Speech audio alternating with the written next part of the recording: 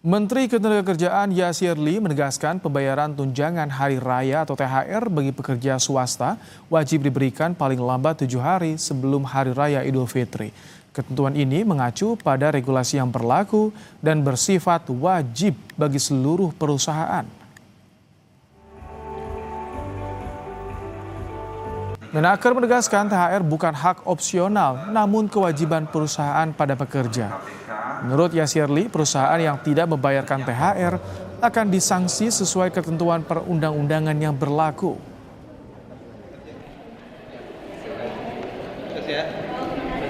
THR sudah ada regulasinya, kemudian tentu kalau tidak membayar THR tentu ada sanksinya sesuai dengan regulasi. Ya. Kalau secara wajibnya kan memang H-7. Nanti kita tunggu. Kita sedang koordinasi dengan Kementerian Setnek nanti di